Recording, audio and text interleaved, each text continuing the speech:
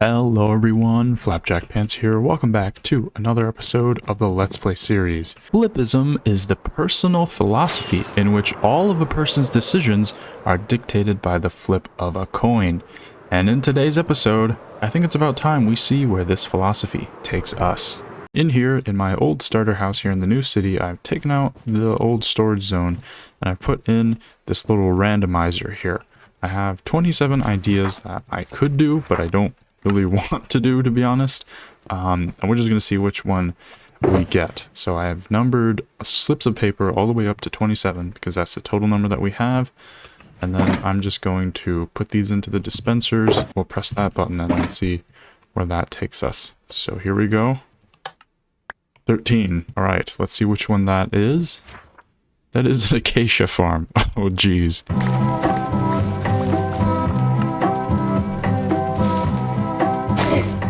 Now, you might be wondering, Flapjack Pants, I thought you already had a tree farm.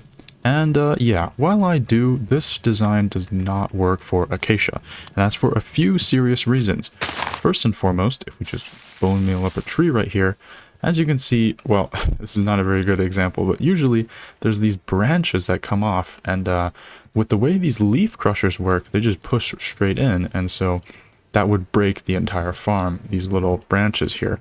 And then an even more serious issue is the canopies here of these trees are much larger than any other tree in the game. We're not able to actually collect enough saplings to keep going. And that's kind of the entire point of a tree farm. So there's been a few days since that last clip. And in that time, I've designed my own tree farm design, heavily inspired off of that one. This is by El Mango. Provides enough saplings and it also avoids the branches problem. I've also gathered up enough materials right here, so without further ado, let's get started on building this farm.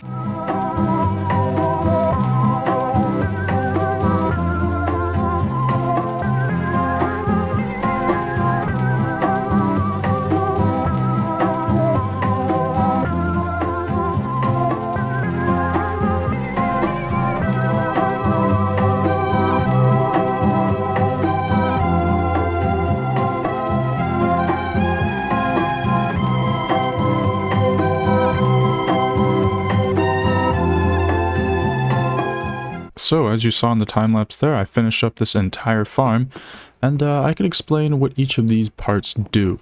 So this zone right here, this little chunk, is mainly for processing shulker boxes of bone blocks into bone meal, and then pumping that up into the farm where it can interact with saplings. So this is where we input our bone blocks, and then this is a shulker box unloader connected to a crafter right there. We input the saplings into the farm right here. So we just stand here, and then any saplings that are collected by these leaf crushers just end up being dispensed right into our person right here, and then any extras just end up being fed straight into the storage system. Now, with these leaf crushers, as you can see, they are double piston extenders. If I can get a better view up here, yep.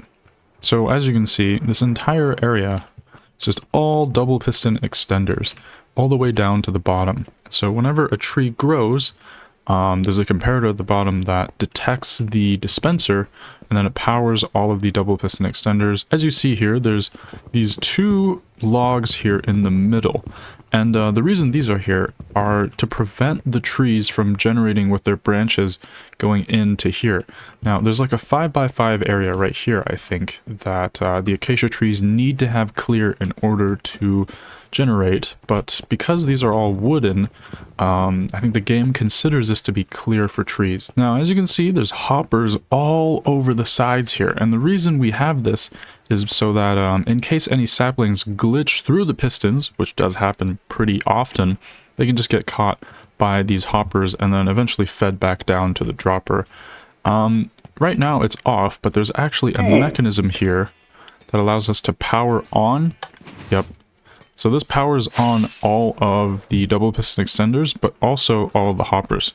So most of them are locked when we do this, and so therefore it causes just a little bit less lag when we want to have this farm off. And the last part of the farm right here is this blast chamber. So as all the logs get pushed through here, when the bottom log reaches this final observer, it'll trigger this entire wall of pistons, which push all of the logs this way, and then eventually TNT will get dispensed through this little scaffolding setup. It's a little bit bent, but the building is supposed to go here, so that's why it looks like this.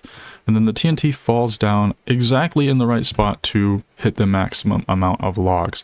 And then, of course, all of these get funneled into the storage system down here, which is a few sorters connected to some shulker box loading systems. We're sorting for sticks, acacia logs, and cherry logs, because cherry logs actually fit this farm as well. So as you can see, they're all right here. Now, there's one last special mechanism I want to talk about here up in the bowels of the machinery, and that's this little burnout clock right here. So the reason we have this is because occasionally the way the branches generate, like the second or the third layer here is going to reach the piston push limit before the bottom one does. And then when that happens, basically the double piston extender that's pushing the logs this way breaks. If we detect that the tree isn't growing for a long period of time because there's pistons stuck in the 5x5 box or whatever, then this will tick off to 0 and then cause all of these to push in. So basically, just as a demo, pretty seamless right now for us, but every time a tree grows, it resets the counter. And then as you can see, once it ticks down to 0, yep, it'll reset everything again. So with that all being said, as you might have noticed, this is a very, very large farm, especially with the little TNT dispensing thing. This kind of towers over most other buildings here, except for, of course, the other tree farm and the villager breeder that we set up last episode. But I think it's about time we encapsulate this in some sort of building.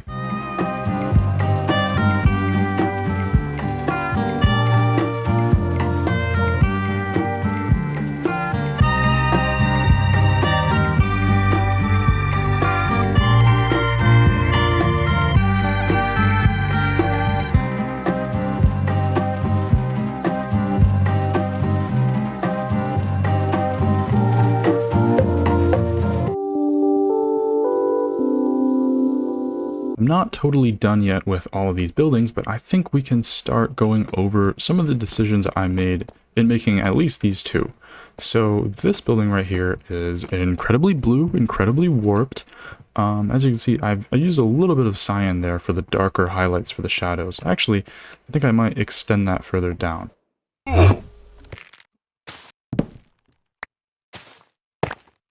I'm not super sure about that. I added some pale moss instead here because the stairs here I can use tuff for. I think that does provide a bit more shadow, but I'm still not super sure about that. We can revisit this a little bit later. But anyways, as you can see with these windows, I've used extensively the trapdoor trick here on the sides so that we can have larger windows for smaller frames here. And I think it's a really nice effect. I've played a lot with depth here as well, having this little section poke out a little bit more. And even though this is on an even center here, I think it ended up looking really, really cool. I really quite like this. This building right here is kind of much the same, but using kind of a white to yellow gradient instead.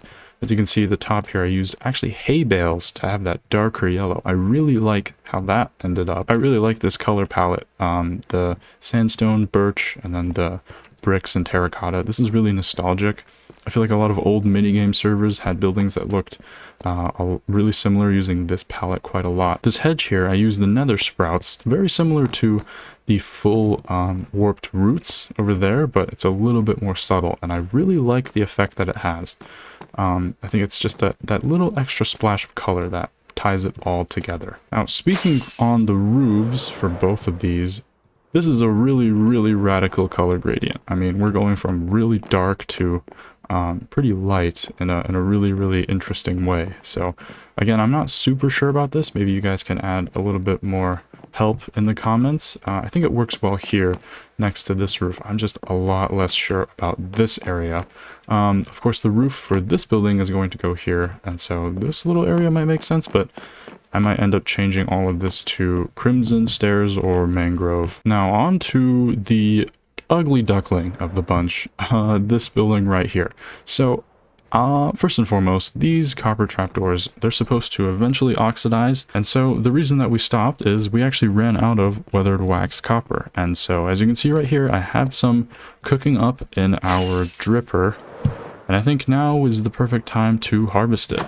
In between episodes, I modified this to be about 50 times faster. This is crazy now. In the past, it used to take minutes to fill up, but now it does it much faster. With all of these resources gathered, let's continue and finish building this final building.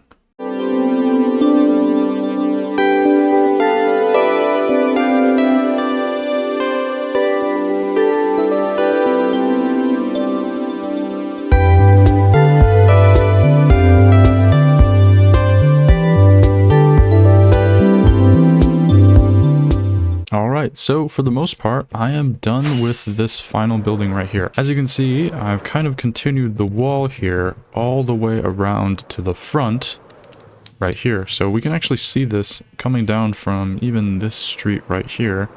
Yeah, we can have this looming in the background. I really like how this looks in combination with our dripper and the sheep farm. But actually, the way we access the tree farm is still from this building right here. So as you saw, I built a little interior in here. Yeah, so this is where all of our things are stored. And then there's a scaffolding up here that allows us to access, well, of course, the farming area. But then also up here, I've carved out a little bit of real estate. And I wasn't sure what to do with this place, so I left it blank for now. Obviously this is ripe for some kind of interior, like this is perfect for like a bed area, but in case we want to build any more mini farms, this is also an awesome spot to do it. I've also made parts of a second floor here, and we might have the opportunity to expand here into the mud dripper. There's not an awful lot of room here compared to upstairs. It's all a little bit more awkward in here, but once again, room for mini farms. I haven't really exactly decided what to do with this place yet. Maybe in between episodes I'll fill this in. So with that all being said, I think we can cross out our acacia farm as being done.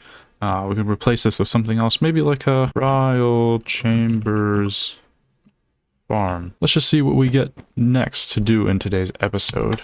Number 14, Netherwoods Farm. Oh, there's a lot of tree farms in today's episode. What is going on? We need to find some place for our crimson and warped wood tree farm. And I think this building that we just built right here is perfect. Now you might be wondering, there's not a whole lot of space in here. As soon as we walk in, we get hit by the sorter from the acacia tree farm. But I think if we put a staircase going downwards, we can really dig out a larger area and put our tree farm there. But there's a small problem with that, and that is I have no clue where my beacon went.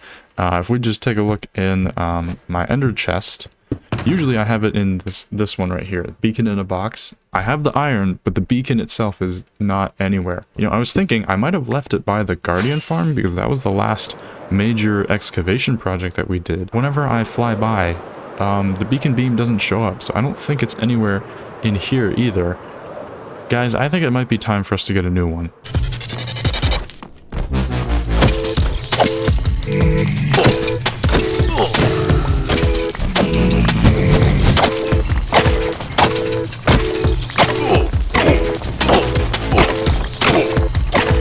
Okay, so I've cut the recording short because that took a lot longer than I expected. You guys will not believe what I've just found. So we're at the Guardian farm again. If we just break one block, there it was the whole time.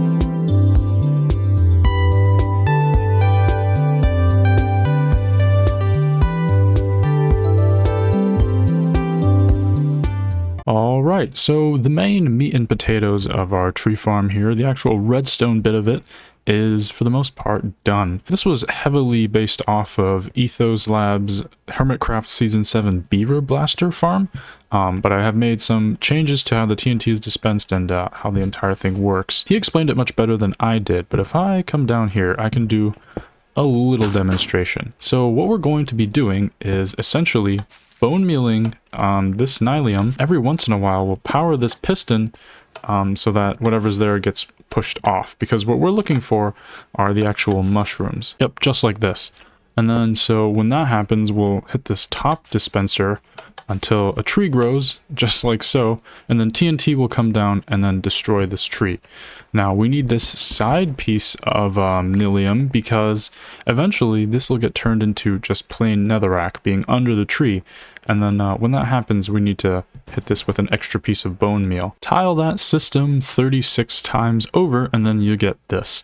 So one side is for crimson and then one side is for warped, but they both work in this same way. I'm supplying the bone meal to all of these modules that look like this using this shulker box unloader connected to a bunch of boxes of bone blocks. And so all of these will just end up crafted, and then they'll go through this instant dropper line. The reason we're not using something cheaper like a water stream is just because when the trees grow, the warts can go through water, and then that obviously ruins any water item transports. And so we were forced to use dropper lines. With that all being said, I think it's time we can take this farm for a test drive. Seems like we're getting bone meal. Yep. Okay, so the trees are growing, and as you can see, whenever they grow, they get pushed up by the pistons. All of these trees will get bombarded. Oh, yep, here it comes. So as you can see, I made it so that it alternates here with the powdered snow. When it goes down, it's the low blast. As you can see, it's mainly hitting these parts. The bone meal has stopped because I made it modulate between TNT mode and explosion mode, and as you can see, now it's hitting the top ones. This one might actually kill me. Oh geez. And then as you can see, it goes through a second pass through. The first pass through is mainly to get the warp blocks out of the way. The second one is what actually hits all the logs. And under these waterlogged slabs are hoppers. And then as you can see, the bone mealing has started again. I'm going to get out of here before I get killed. So the way the TNT is actually delivered is through this chest minecart right here. This is where all of the TNT is put. And then actually there's hoppers here that allow it to actually dispense the TNT across all of our dispensers. And so this delivers and sets off the TNT. Each time it consumes 6 TNT each pass through. So this thing really guzzles TNT as well as bone meal. So this is not really a farm I am able to have AFKing running in the background. And that's kind of the thought behind our storage system here. Instead of having our usual shulker box fillers, I just put literal shulker boxes here. And as you can see, we're already making some items come through here. Yeah, so there's a good amount of warp stem. We get a lot of warped and crimson roots because, as you can see, there's all of these water channels that'll push it straight into the central water stream that leads directly to our storage system. I think most of it actually ends up in here, but some of it does get stuck along these edges, and that does cause lag. So again, other reasons why this is not an AFKable farm. But it really hasn't been long at all, and we already have this many warp blocks and a pretty good amount of warped stem. At the very end of our storage system, I have this little setup here to craft bone blocks. I think this is facing the wrong way though. And so we can get a little bit of our money's worth back. It's not enough to fully fuel the farm, unfortunately. Oh, sorry, your tree farm broke. He gets 5 big booms. Boom! Pretty cool trick I've employed here. I think you saw in the time lapse. These are actually waterlogged stairs, so these will not get damaged by the TNT. If these were normal blocks, they would be destroyed. That's also why the sides are all made out of crying obsidian. It's not the most eventful looking thing in the world, but I just don't have the blocks to make this out of anything else. So I think with that, it's about time we start thinking about how to decorate this place.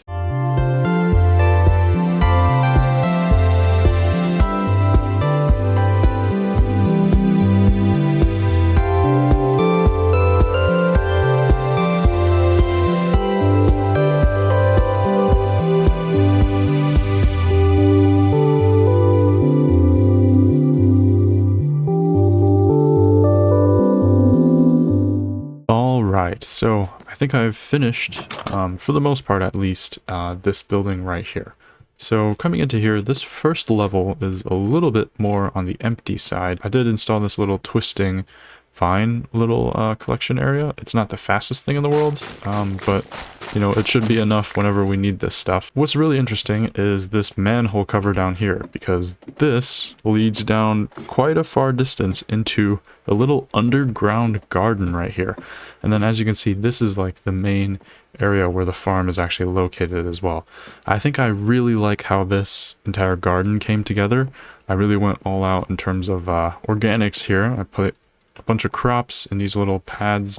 There's actually, this block right here is actually a waterlogged stair, so that's how I'm hydrating this dirt. I did a lot of hanging leaves as well. This is something that I used to do a lot more of, and I think we can bring that back. You know, every wall I tried to add some plants, so glowberries here, sweet berries here, and so on. I just think it's a really messy but really awesome look. And these roofs right here are actually the underside of smithing tables. So if we if we come up here, we can actually see these are all smithing tables. And I like how this looks because it's darker, but it's almost like similar to mangrove, and it has a really, really nice pattern. This would be an awesome floor pattern too, but unfortunately you cannot flip smithing tables. Then as you can see here, this is once again the tree farming area, but I've built up some walls and a roof kind of in a very old school style here, using these smooth stone slabs. And then up here in these little cracks, they're a little bit hard to see, but it's actually packed ice. And the reason we used like an older build palette here is because I kind of wanted to tell the story that, you know, this entire area was built way before the new city, but it was all buried. And now it's been renovated with this garden and this tree farm here, but some signs of its past are still here. The roof here is made out of looms. If we could get up here, bam, that's a loom. And then the TNT comes out of these little holes right here. I'm not super sure about this area. It will get covered up pretty heavily by the wart blocks from the trees. These little copper areas here are all meant to be aged, and I'm still waiting for that to happen. So once it's done, it's supposed to be like this green color. So it's a seamless blue to like greenish teal gradient. And then finally down here, past one more manhole cover, is a mine. So we're really getting old in here. This is the storage area, and I think this is probably my favorite part of this build. And that's just because I really went all out here, making this look messy, looking like the mine is caving in, slowly collapsing. This right here is where we get our bone blocks. I took one of the skulls from our skull hunting loot chest, and so that's here too, kind of symbolizing, you know, some people were trapped down here for really long. I've used a lot of the brand new pale hanging moss here. I think it's a really, really nice effect. It almost looks like roots from any plants that are above us. And yeah, it's just a really, really nice palette I think I've used here. Really convincing collapsed effect. But one last thing is actually the bone meal. So these barrels right here, this one is for the shulker boxes of bone blocks. So the input is there, and then the output is actually right here. This is where the empty shulker boxes will show up. I think I've put together this entire little this entire build pretty well. I think it's it's definitely interesting. I've tried to tell a bit of a story with it. But yeah. Oh yeah, and also to turn on the farm, the levers are all here. So once again, we just pull out all the stops, and then if we head up here, we'll be able to see the explosion slowly taking place. Now, with all that said, we're kind of running out of time here today for today's episode. So we did a lot of work today with our little randomizer. We built that acacia tree farm, and then this nether woods tree farm. I think I've learned a lot about building these kind of more complicated technical redstone projects. I used to do a lot more of that back in the day, but I think my building skills have kind of grown faster than my technical redstone skills, and so it's been nice to kind of revisit this aspect of playing the game. But yeah, if you enjoyed this video, then be sure to like and subscribe. I've been Flapjack Pants. Goodbye.